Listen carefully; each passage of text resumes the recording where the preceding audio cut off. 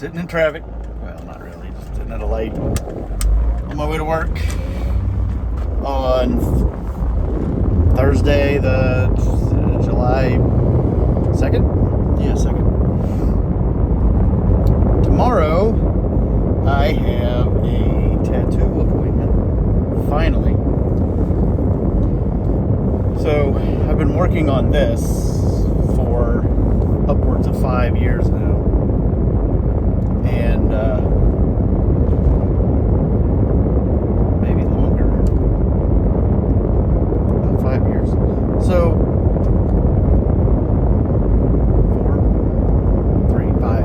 Holy shit. Hazel's. Yeah. So, it's been a while. So, the place I go to, little background. So,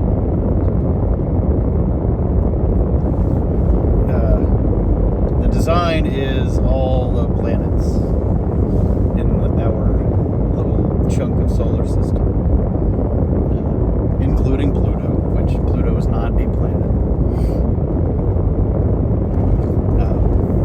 I have had arguments and discussions as to why Pluto is no longer a planet. Pluto is probably one of the better definitions and stories of how the process works, how science works, how labeling works, how difficult it is to keep track of everything works. So, because back in the olden times, when was Pluto discovered? In the 20s?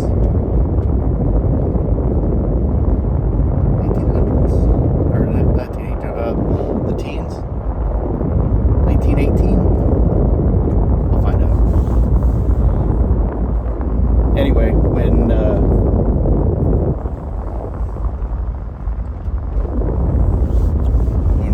Clive Tombaugh found Pluto,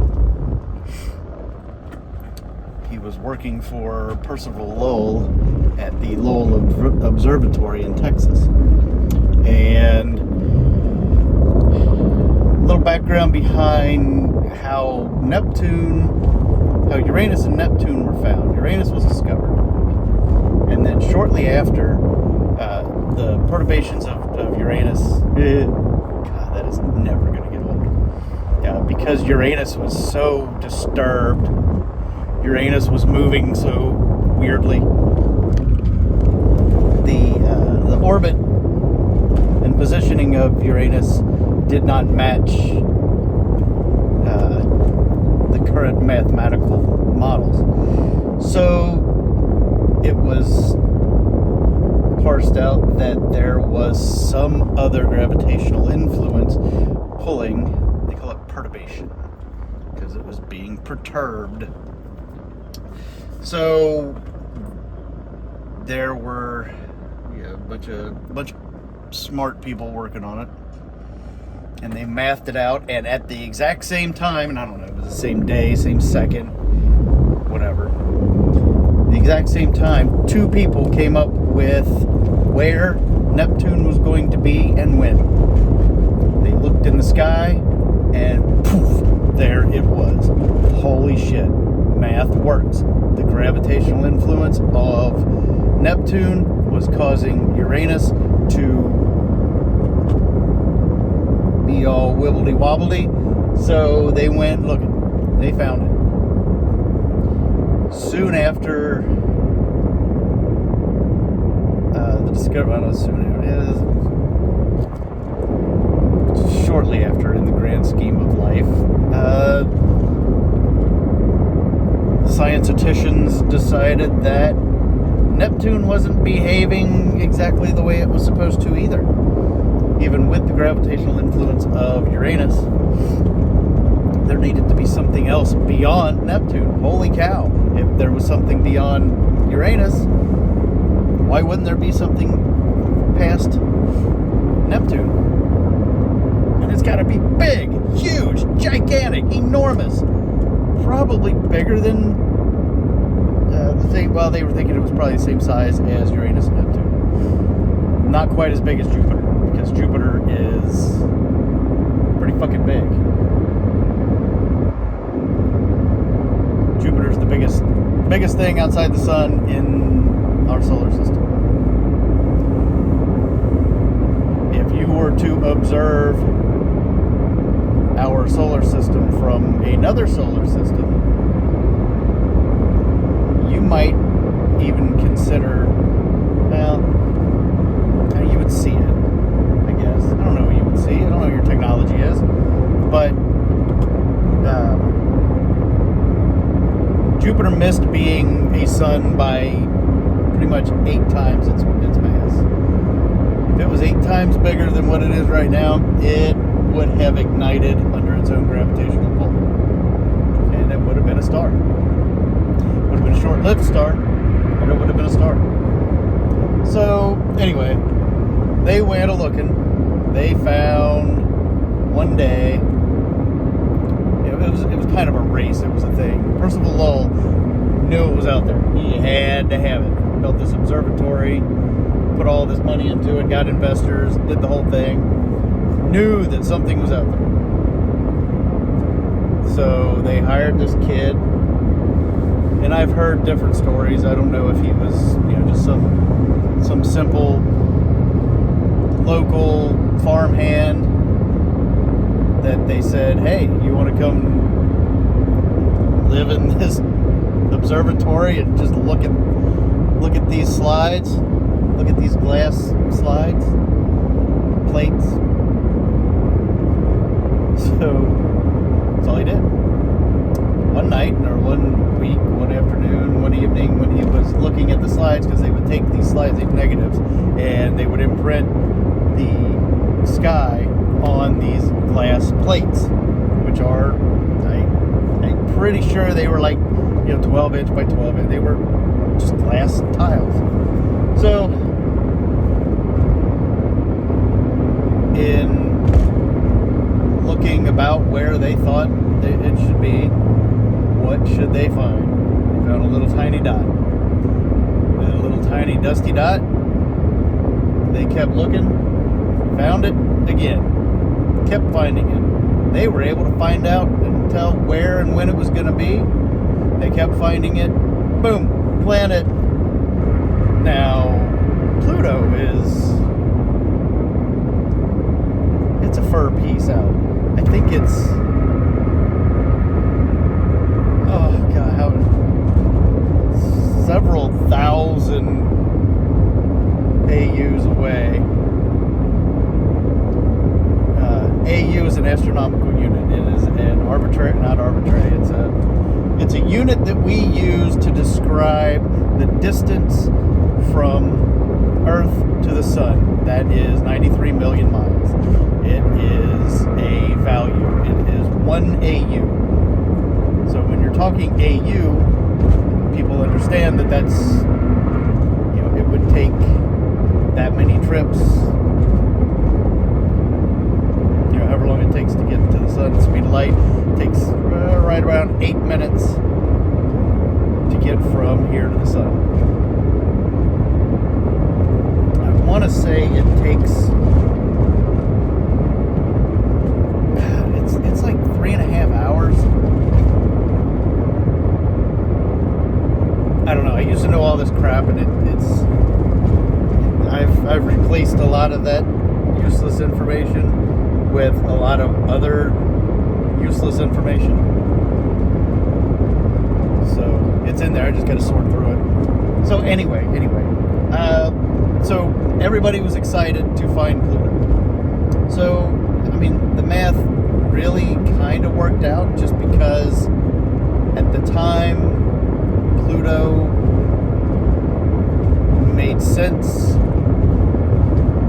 So the way I understand it, and it may be completely wrong, and I may be missing or minimalizing a lot of endeavors, but so for a couple years, Pluto was it. Pluto was the thing. So eventually, when technology started increasing and our interest in those outward items became more elevated and everybody was involved, a lot of the technologies proved that there were other objects out there.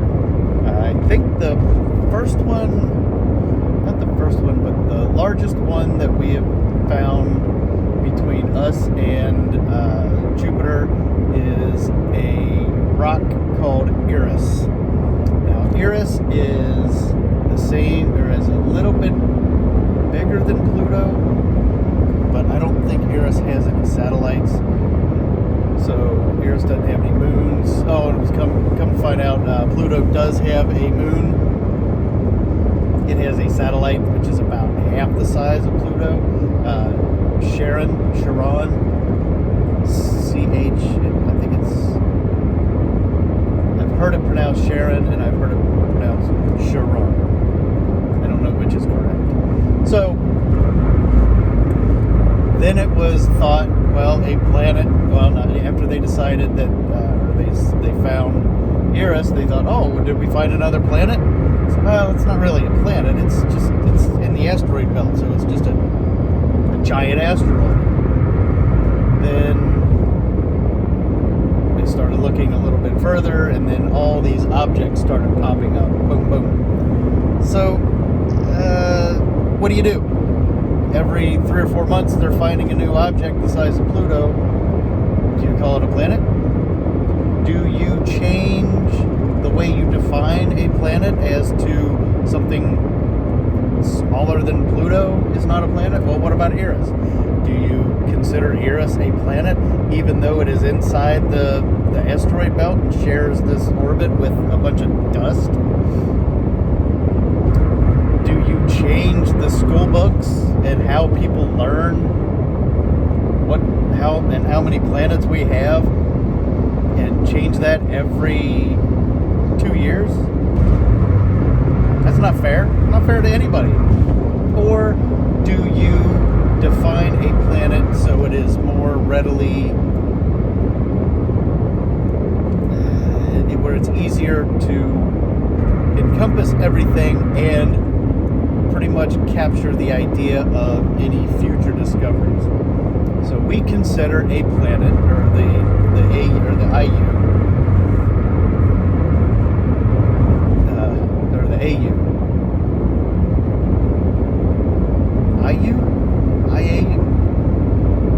something interstellar, something. The people who name stars and shit.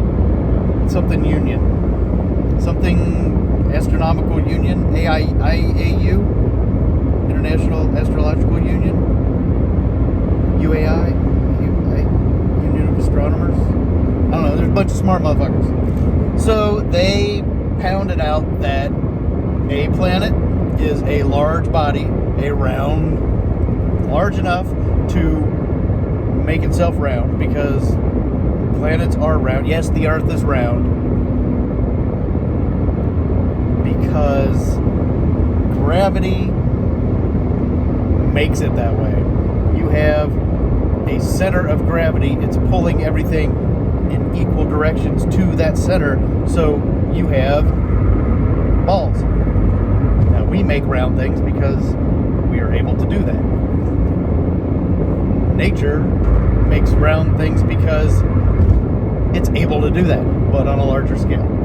So, yes, the Earth is not completely, perfectly spherical, and that's because things shift and change and warp, and we have been hit and we are distorted, but eventually we will be completely round. We're getting there. Gas planets are, and I may be wrong, but I'm pretty sure gas planets are completely round because of the gas. All the gravity just... So, anyway, one level of criteria is a large round object, a large planet-like object. That you have Pluto. You have Eris, you have several others, and those elude me now. The first 10 big ones, I used to know their names. So with that, do you consider them having a moon to be a planet? Not necessarily, because Mercury doesn't have a moon. I think Mercury is the only planet that doesn't have a moon. Venus doesn't have a moon. Venus has no moon. So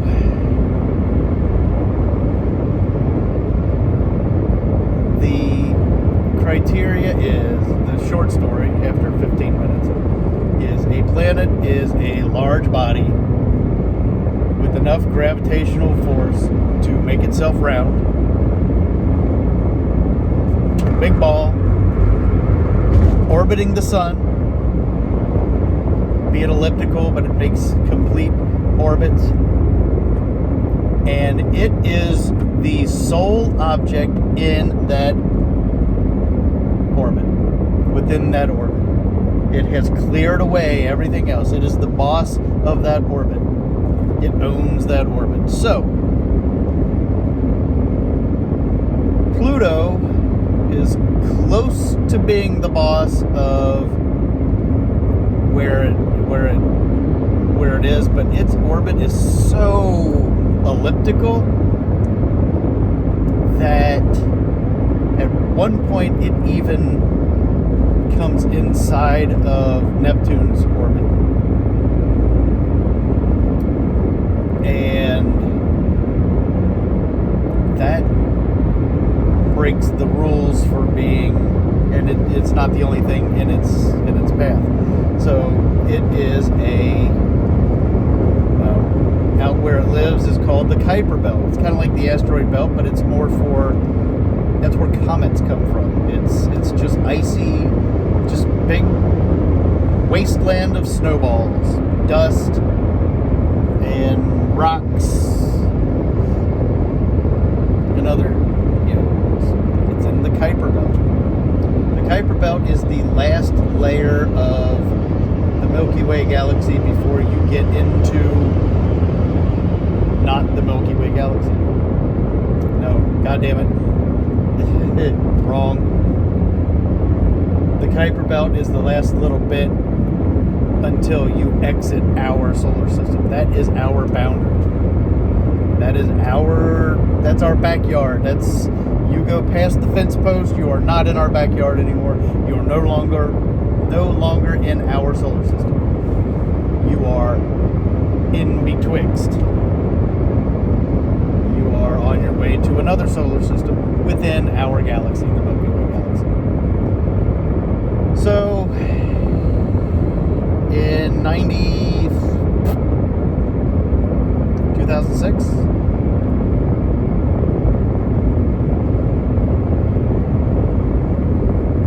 (2004, 2006), they decided that Pluto was no longer a planet.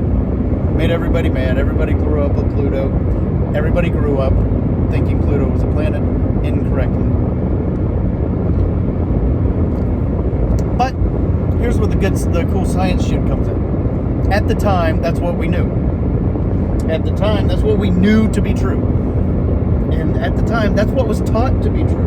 Because that's what everybody understood to be true. We took it as fact. We understood it. We understood the people who were telling us were intelligent. They knew what they were talking about. That was fact. So, when you grow up trusting one thing, and then when you are all of a sudden told that one thing we thought is no longer a thing, right on the surface you're like, the fuck you been lying to me? Why you been lying? Why you lie? This is wrong. Pluto should be a planet because that's my tradition. That's what I know.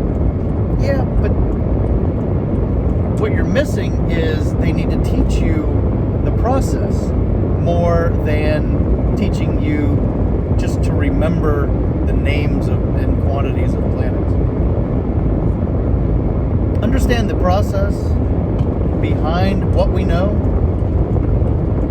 I feel, is more important than knowing the thing. So the idea that science is able to adapt with new information is glorious. It is absolutely, it's chilling how amazing that information is accepted, and factual information is accepted. You take facts, you change your opinion, or you change how you think, you change your process. That is how theories work. You have a theory, we have a hypothesis. That hypothesis then turns into, well, you go gather data, and based on whatever findings, true or false, you modify, change your hypothesis. Your hypothesis then becomes this. And then once your hypothesis can be proven with data repeatedly,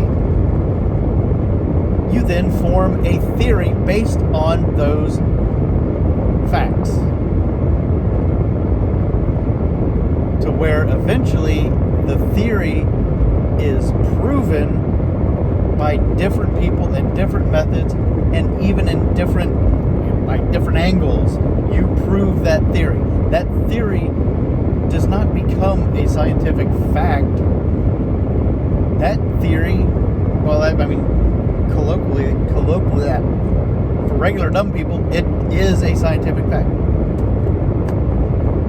A theory is a working model of how we understand the world around us. So,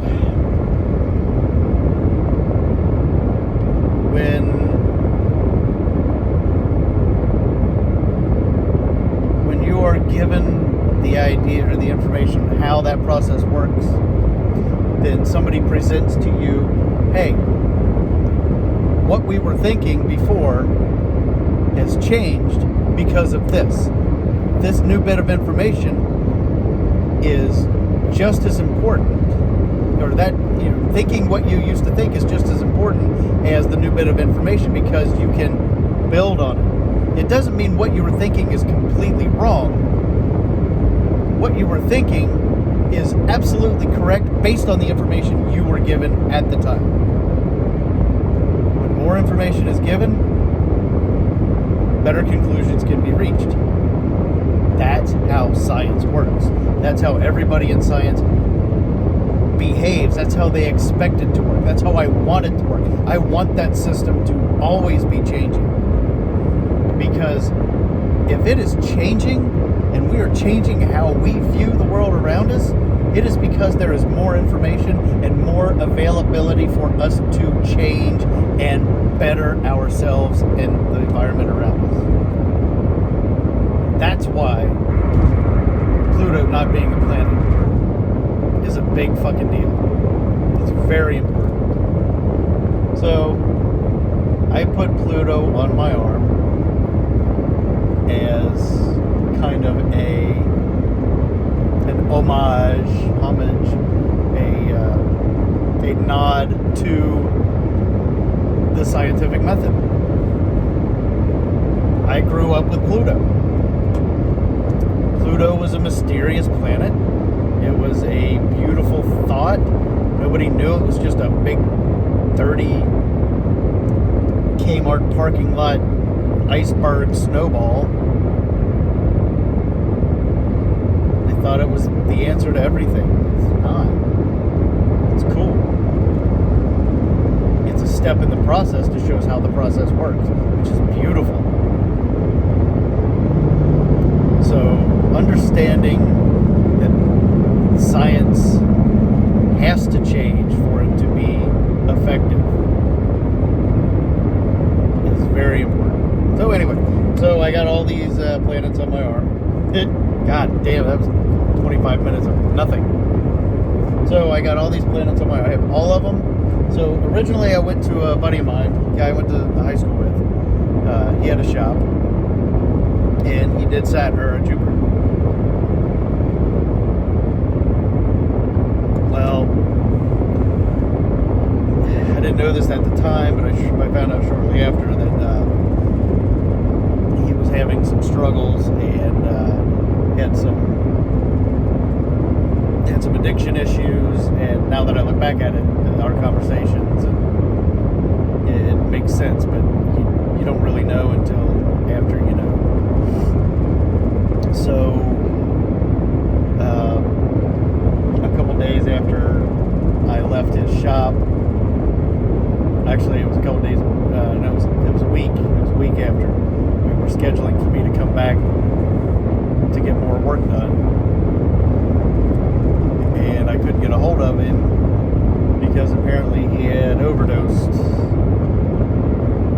So anyway, so I had Jupiter on my arm.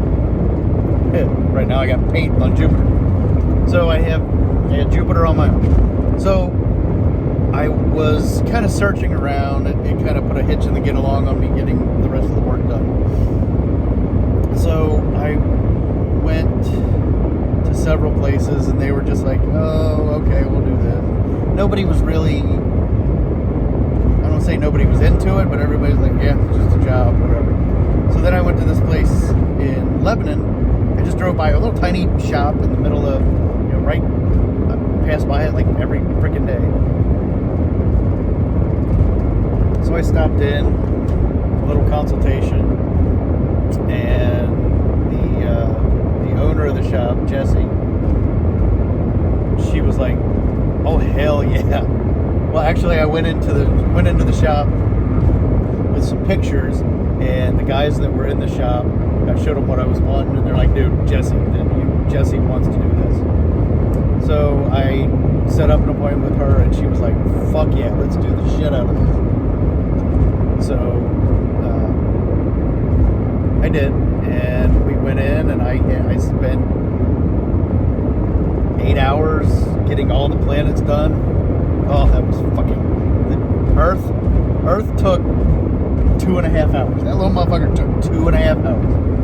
And you can't really see it because of the contrast, but the white and it was fucking terrible.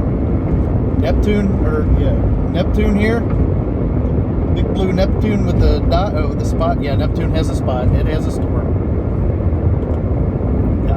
It's probably going to be gone in the next 35, 40 years. But right now, Neptune has a little storm on it. So Neptune is probably like 2 hours on Neptune. And right here by my armpit. Holy fuck, Neptune hurt. And then you got Earth, you got Uranus, we got a pineapple down in here. So about, it was probably six hours of constant needle time with a 20-minute, half-hour break here and there. So I got that done, and then I went back for some patches of background, all within I did like 3 or 4 sessions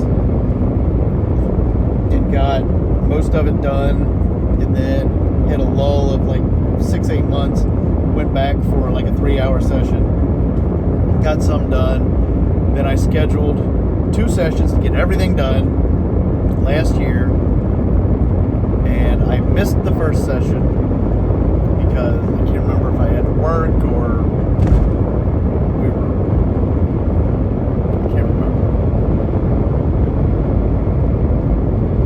remember. And then when the second session came up, I kept that appointment, or I ended up having to cancel that appointment last minute because I can't remember why either. So, so I made an appointment. Jessie was pregnant, so she canceled the appointment because she had been put on bed rest 2 weeks before she gave birth, which was the day that her doctor said no more. Was the day before my appointment. She called me up and was like, dude, sorry. Shit happens. I love Jen. She's fucking great. So, there's no problem there. So then I rescheduled after she got back and couldn't make it, or I made that appointment. Then made another appointment, couldn't make it. Then I made another appointment and the Rona hit. So now we're rescheduling from the Rona. So all that, I still probably have 2, maybe 3 sessions before I'm done. So I don't know if she's going to want to do up here, because I got Pluto up here and it just needs to be connected. I'm not looking forward to that because that hurts. This hurt right here, where Saturn's rings are, that's gonna hurt, like big hurt. So fuck it, let's do it, send it. Jesus. So I got that coming up. Plus, when I first went there, Jesse's sister was an apprentice. She was starting as an apprentice. So she, we were just kind of hanging out and chilling, and it's very low key and sociable. So we were just jawing, and she's fun. And so I've been watching her work, and I want to get another piece on this arm. I want to get a Ahsoka Tano right here. And I have the piece, I already gave it to him. And the day, seems like my luck, the day before my appointment, they closed because of the Rona. So they're rescheduling now, and Amanda is, she's not back yet. She's said hopefully by the beginning of July, which should be any day. So I said I'll just schedule it with her when I'm there tomorrow. So hopefully I can get this done, and then the next couple days I can get this done. That'd be cool. And then just fucking keep going on with it. It's time, dude. I'm tired of waiting around. I just want to get this shit done. I want to get it done and move on. I want to move on to other things and other parts, because Ahsoka is really, I mean, not that this isn't important, but this, I really want that. I thought I wanted Boba Fett for a while, and I still may get a decent Boba, but I thought, maybe I'll just do like a whole arm, or just a whole boat. I think the idea of Boba Fett is more the unknown, but now that I know a little bit more about Boba Fett, it's less Boba than Jango. So Jango, I don't know, they're a little bit more dirty than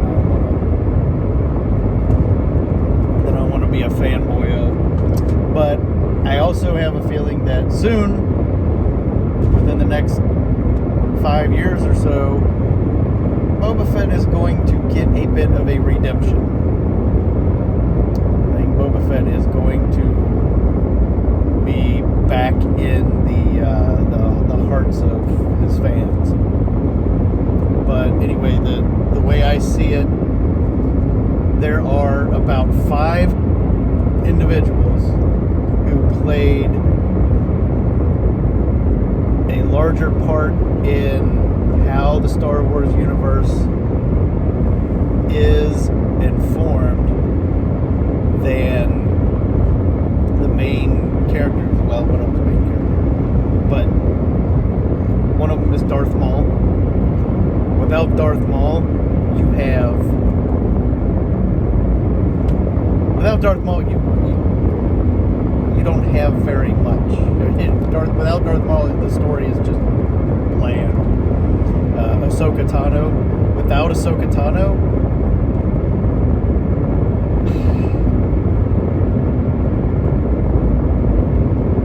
I don't even know how it would be without Ahsoka. You cannot have a story without Ahsoka. And then watching the movies, after watching and understanding Ahsoka's role with zero mention of Ahsoka, holy shit. If you've never seen anything but the movies, you have no idea who Ahsoka Tano is. But everything that you're watching could not have happened if Ahsoka Tano didn't exist. Which is odd because Ahsoka Tano was placed in retro. I mean, not it kind of an afterthought. But the idea, I feel that Ahsoka Tano kept Anakin away from Palpatine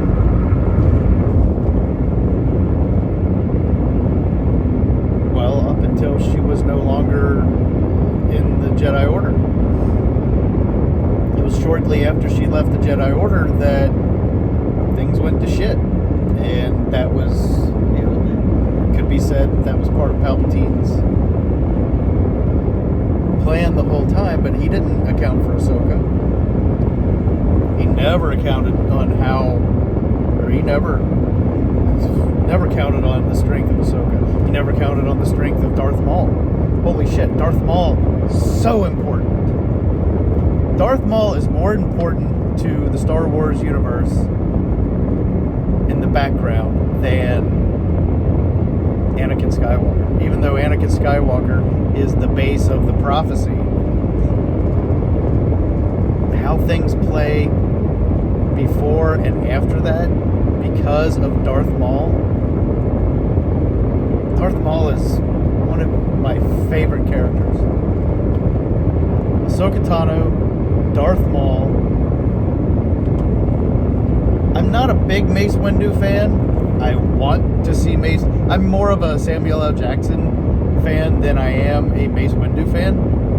But looking back into Mace Windu's story, he's pretty badass. And Qui-Gon Jinn, even more badass than any of them. He was like the silent badass. He could have whipped everybody's ass. He could have been in charge of everything. He could have probably beat Palpatine had he known who Palpatine was. So, Ezra Bridger, of course. Ezra Bridger and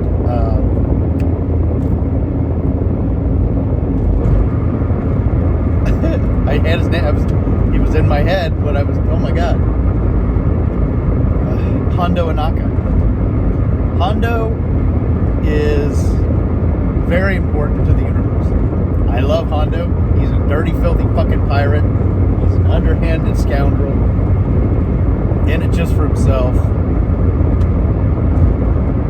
But he's loyal to Ezra. And I like that. Ezra is tight. Ezra grew up, some weird shit, figured it out.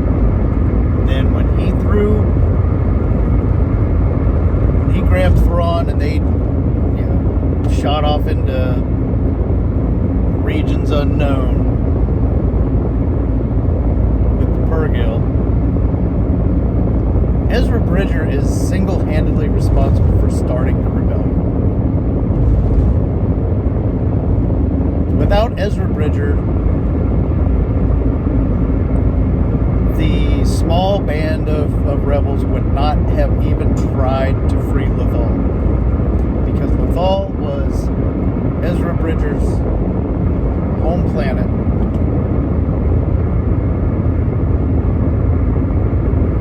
And his connection. He fought for the freedom of Lothal. His passion was contagious, and unfortunately they had very little help from the organized rebellion. But once the rebellion saw that a small band of, you know, just fucking people who care can save an entire planet from the Empire, that sparked the beginning of the rebellion against the Empire.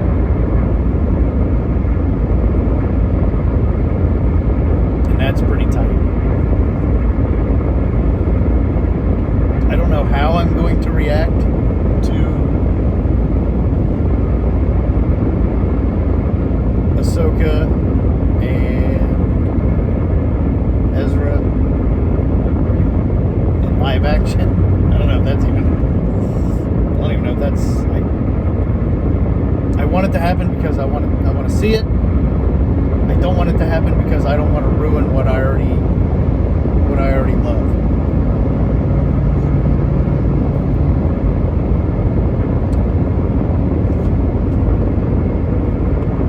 There's so much I've been avoiding. You know, the YouTube is full. I have my subscriptions were full of spoilers and, you know, and what's coming up in season 2 of The Mandalorian, what's coming up with the I'm less interested in the Obi-Wan story. I don't think that needs to be told. I think that Obi-Wan's story has already been told. I mean, the in-between of how and what he did on Tatooine and protecting and, you know, keeping track of Luke. I mean, that's not a story that really needs to be told, right? I am glad that they brought him back with Darth Maul, and we got to see him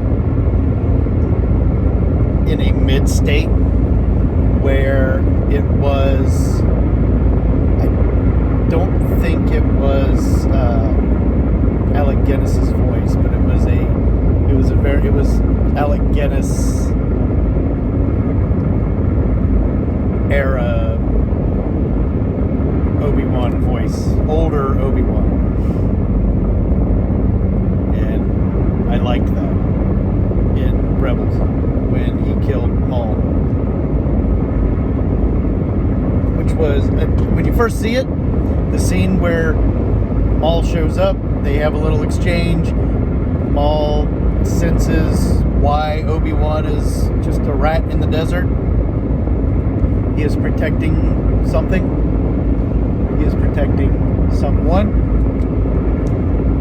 So as soon as he says that, Obi-Wan ignites his lightsaber, and you see Obi-Wan go through several phases of how am I going to defend? Am I going to attack? Am I going to just kill? Or am I going to do my job? He knows Maul needs to die because he will be relentless. He's tenacious. He will not give up. So Maul does this move, this weird move, the same move that he used on Qui-Gon Jinn, and Obi-Wan slashes him quite rapidly. So Darth Maul is dying in Obi-Wan's arms, and that exchange between Maul and Obi-Wan is probably one of the most powerful and telling moments of the depth of the character of Maul and how important Obi-Wan sees Maul, or the importance that it's not just I have to kill him because fuck him. It's gonna hurt me more than it hurts you, kind of thing. So that was very powerful, and it was so short. but it meant so much. That's the way Star Wars does, and I like that a lot. It tells so much in very little. It doesn't need excessive dialogue. It just does the little things. That's pretty cool. So with that, I don't know where we're going from here. I mean, I get emotional talking about it. I mean, it's not, I'm not crying. It's just like, just so much, because I'm thinking of everything that's going on, and everything I want to say about it, and everything I want to feel about it, and it all comes in at once. I can't just relive each piece. It's just, it's a reaction. I've never felt this way about something. It's so fucking weird. But I hope it works out. Not because of me. Not because I want to be entertained. I will be entertained no matter what it is. And it's their story. They're going to tell it how they see it needs to be told. It's not going to play out exactly the way I want it to, because I honestly don't know how I want it to play out. I don't know what I would do. I want to be entertained. I want to be surprised. I want the characters that I have emotional attachment to succeed. I want them to thrive. I want them to uplift those around them.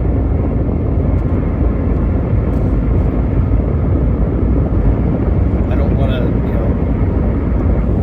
I know it's going to be the classic, Star Wars formula of happy, up, down, down, down. Oh no, it ain't going to happen. Last minute, oh yay! And then, it's the same story told different ways. But the Ahsoka story, the Ahsoka arc on season 8 of Clone Wars, fuck me, that was, if that is the future of Star Wars, I'm fucking in. So, alright. So anyway, that is 47 minutes. This is going to be almost an hour long of nothing. God damn. Hope YouTube has plenty of fucking space. And I hope the audio quality doesn't suck, because inside this matrix kind of sucks. Road noise. But I think it's going to be a good time.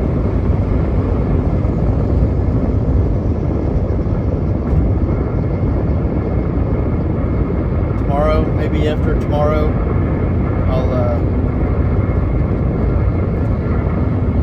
see what happens, and see if maybe I can get some footage of Jessie scratching on me, if she's alright with it.